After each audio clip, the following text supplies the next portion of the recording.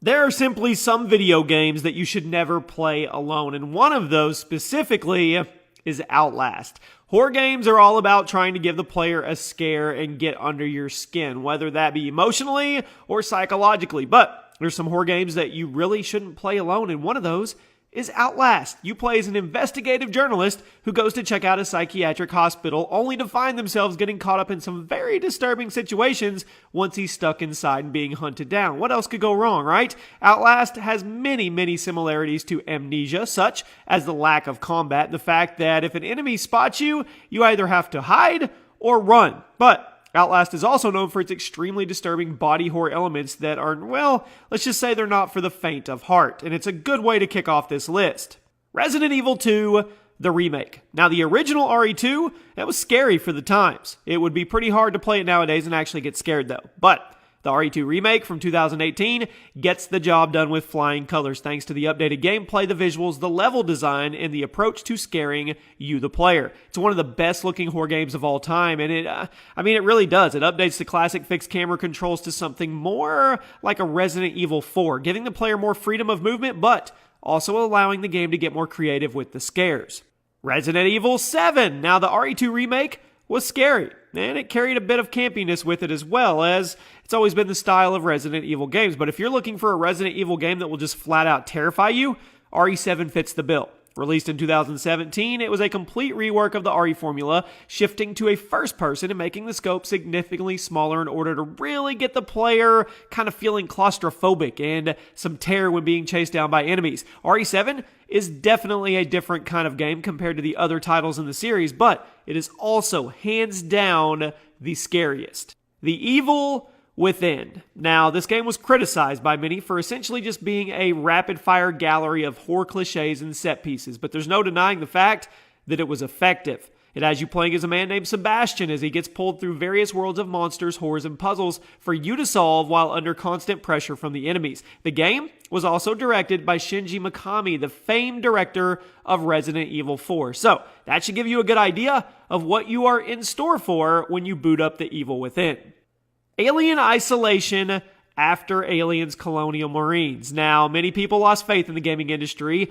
They really did. They didn't think there was going to be a good Aliens game ever again. But thankfully, Creative Assembly shut all those fears down with Alien Isolation. It was a first-person survival horror game that had you trapped on a space station with a xenomorph on board as you constantly try to work your way around the craft without getting spotted. It was a tense horror game, and Alien's AI and that is extremely well crafted. It makes it difficult to track sometimes, raising the tension even more. It's a great game, and it's definitely one of the best games to use the Aliens license, but it's going to do some good mental damage to people who don't play horror games.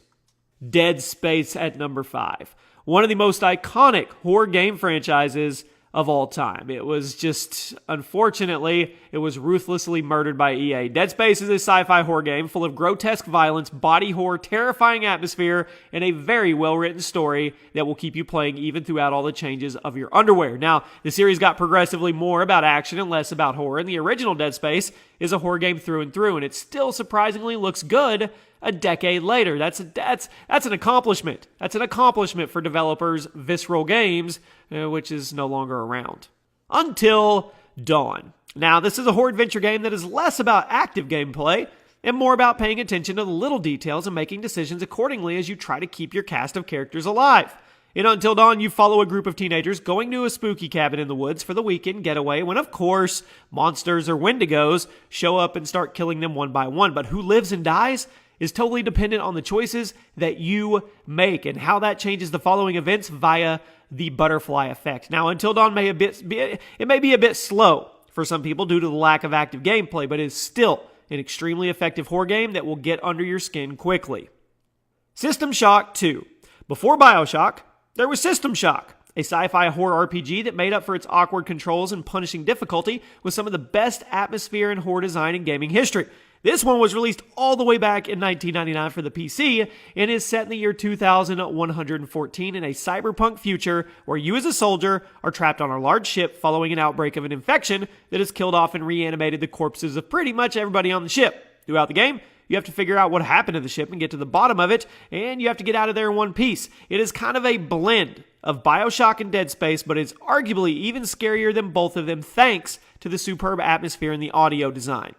Condemned Criminal Origins. This is a very underrated survival horror game, which it was released a while back in 2005 for the 360 and then in 2006 for the PC. You are a detective trying to get to the bottom of a series of bizarre murders, but who quickly gets caught up right in the middle of everything. It's one of the most brutal and effective combat video games in horror gaming history, as it's all played from first person, but you have to use improvised melee weapons to take care of enemies, which it's a lot harder and scarier than it actually sounds. The game was heavily inspired by the Silence of the Lambs, and the atmosphere, it reflects that. It's just a shame not many people have actually played this game.